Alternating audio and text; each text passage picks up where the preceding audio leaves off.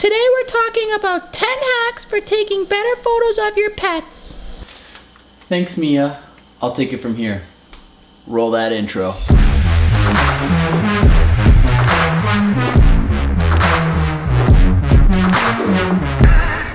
Welcome back, ladies and gents. For those of you who are new to the channel, I'm Daniel, and today I'm here with my two little helpers, Tank and Mia. Now I'm sure most, if not all of you, have some adorable pets at home, and who doesn't want to show off their adorable pets? So today we're going to take your pet pics from this to this with 10 cheap, easy, or even free hacks that you can do right away.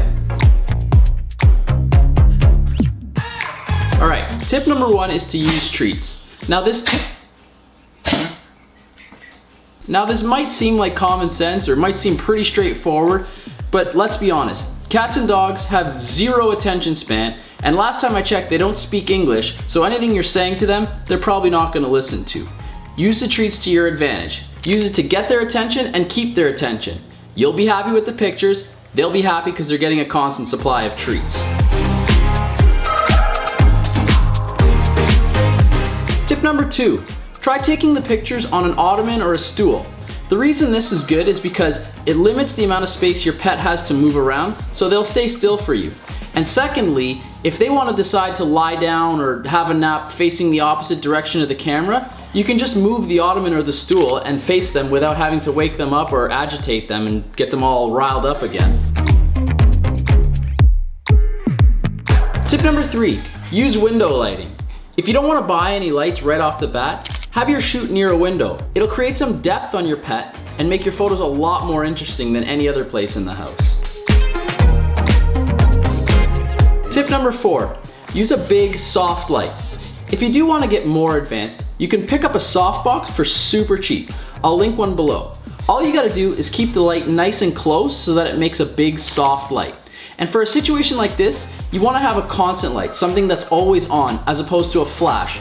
A flash over time is going to start to hurt your pet's eyes, and that'll be reflected in the pictures. They'll look more tired and worn out. Tip number five, use a ring light. A ring light is something you could pick up also for really cheap, and I mean, keep in mind you don't have to use these lights only for taking pictures of dogs.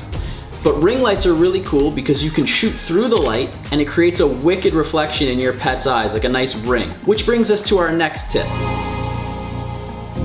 Tip number six, focus on the eyes. There's a reason they call them puppy dog eyes. Focus on your pet's eyes. It's the most dramatic, it'll draw your viewers in, and unless you're trying to photograph some sort of action in the scene, there's really no point in photographing the whole body. Get in nice and tight on the eyes and it'll create some drama. Tip number seven, use your phone flashlight. If you don't want to buy lights right away, try using your phone's flash to create some dramatic lighting. All you gotta do is hang it over your pet's head, moving it back and forth to see what looks good. Tip number eight, use props. Try using things like fairy lights or prisms. They're both super cheap. At like 25 bucks for both, why not use them? They're a great little prop that you can add in and add a little bit more flair to your pet photos. Tip number nine, change your perspective up. We're so used to seeing our pets from the same point of view. Change up the perspective. Get nice and low, get nice and close. People are naturally drawn to photos that feature something that they're not used to seeing. So get nice and close and change up that perspective. And tip number 10, get creative. Try new and exciting, unique shots. This one's one of my favorites. Get a piece of clean plexiglass and put a little bit of honey on it. Then have your pet lick the honey as you snap away from the other side of the glass. Just be sure to watch out for the light and any reflections you might be catching. There you have it, ladies and gents. That's 10 quick ways to take some beauty, professional shots of your pets. I'll link all the stuff that I use down below. Who knows, once people see these pictures of your pets, they might want to hire you to do pictures of theirs, so you might make a quick buck. And that's it. Make sure you guys tag me in your pet pictures. I legit want to see them.